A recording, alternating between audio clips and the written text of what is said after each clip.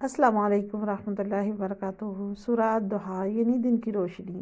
Step by step اس سورہ کو سیکھنے کے سلسلہ میں آج ہم اس سورہ کی آسان تفسیر ایک مائنڈ میپ کے ذریعے سیکھنے اور سمجھنے کی کوشش کریں گے۔ اس سے پہلے ہم سورہ الضحیٰ کا لفظی اور بامحاورہ ترجمہ سیکھ چکے ہیں، جس کی ویڈیو اسی چینل پر موجود ہے۔ اس سورہ کا مختصر سا تعارف کچھ اس طرح سے ہے کہ سورہ الضحیٰ کا مطلب دن کی روشنی ہے، یعنی کہ اللہ کا شکر ادا کرنے کا ایک نیا موقع ہے۔ نمبر 2، سورہ الضحیٰ جو ہے یہ 30واں پارہ کی سورہ ہے۔ نمبر 3، سورہ الضحیٰ کی کل 11 آیات ہیں۔ اور نمبر 4، سورہ الضحیٰ مکی سورہ ہے۔ سورہ الضحیٰ جو ہے یہ انتہائی ابتدائی صورتوں میں سے ایک سورہ ہے، یعنی نبی صلی اللہ علیہ وسلم کو نبوت کے آغاز میں ملنے والی 10 صورتوں میں سے ایک سورہ ہے۔ اس سورہ کے نزول سے پہلے جبرائیل علیہ السلام کچھ عرصہ کے لیے وحی لے کر نہیں آئے تھے، جس کی وجہ سے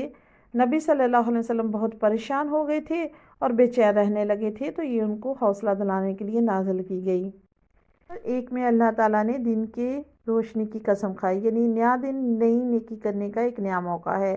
تو اس طرح جب ہم سورج کو ابھرتا ہوا دیکھتے ہیں تو یہ ہمیں روشنی اور امید دلاتا ہے۔ آیت نمبر 2 میں اللہ تعالیٰ نے رات کی قسم کھائی، یعنی رات کو جب ہم سو جاتے ہیں تو یہ ہمیں آرام مہیا کرتی ہے، ہمیں تمام غموں اور پریشانیوں سے دور کر دیتی ہے، یعنی کہ وقفہ کرنا بھی اللہ تعالیٰ کی ایک نعمت ہے۔ یہ جو 2 وعدے یہ قسمیں اللہ تعالیٰ نے کھائی ہیں، یہ آیت نمبر 3 کی اہمیت کو واضح کرتے ہیں کہ اللہ تعالیٰ کہتا ہے کہ ہم آپ صلی اللہ علیہ وسلم کو بھولے نہیں ہیں، نہ آپ سے نفرت کرتے ہیں، بلکہ وحی کا سلسلہ اس لیے رکا تاکہ آپ کو تھوڑا سا آرام مل جائے، اور پھر اللہ نے یقین دلایا کہ آپ کا مستقبل بہت روشن اور بہت اچھا آنے والا ہے۔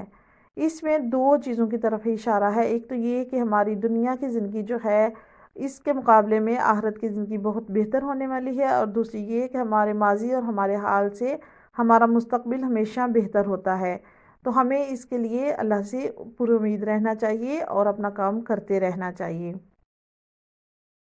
پھر اس کے بعد اللہ تعالیٰ نے آیت نمبر 5 سے لے کر 8 تک نبی صلی اللہ علیہ وسلم کو یہ یقین دلایا کہ اللہ تعالیٰ مستقبل میں آپ کو اتنا کچھ دیں گے کہ آپ مطمئن ہو جائیں گے۔ اس بات کا ثبوت اللہ تعالیٰ نے یہ دیا کہ دیکھیں، جب آپ بچپن میں یتیم ہو گئے تھے تو اللہ تعالیٰ نے آپ کا ساتھ دیا، اور جب آپ کو دیکھا کہ لا علم ہیں تو اللہ تعالیٰ نے آپ کو ہدایت کا راستہ دکھایا، وحی کا سلسلہ دیا جس سے آپ سب کچھ سیکھ گئے، اور اس کے علاوہ جب آپ کے پاس مال و دولت کم تھا تو اللہ تعالیٰ نے آپ کو مال و دولت بھی دیا اور مطمئن بھی کر دیا، یعنی کہ آپ اپنے ملنے والی دولت پر مطمئن ہو گئے۔ تو اللہ تعالیٰ نے اس بات کا ہمیں احساس دلایا ہے کہ ہمیں ہمیشہ مثبت رہنا چاہیے، منفی سوچوں کی طرف نہیں آنا چاہیے، اور اللہ تعالیٰ کی نعمتیں جو ہیں، جو ہمیں دن رات اللہ تعالیٰ نعمتیں دے رہا ہے، اس کا مطلب یہی ہے کہ اللہ تعالیٰ ہم سے پیار کرتا ہے۔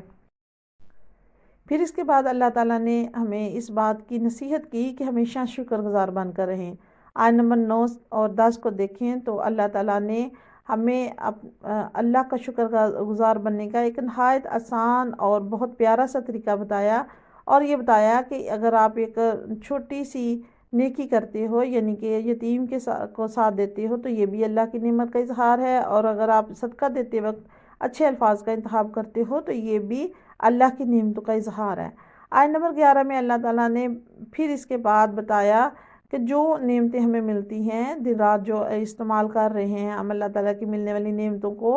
ان کا اظہار کریں، یعنی کہ ان کا استعمال کر کے اور دوسروں کو بتا کر اظہار کریں، یہ بھی اللہ کی شکر گزاری ہے۔ تو آئیں اللہ تعالیٰ کا فرمانبردار بننے اور صبر کے لیے اللہ تعالیٰ سے دعا کرتے ہیں، ربنا افرغ علینا صبرا وتوفنا مسلمین۔ اے اللہ ہم پر اپنا صبر ڈال دے، اور جب ہم مریں تو ہم مسلم ہو کر مریں، آمین۔ اس سورہ کی تمام لیسن اور تمام سٹیپ بائی سٹیپ اسٹڈی حاصل کرنے کے لیے ہماری ویب سائٹ پر جائیں۔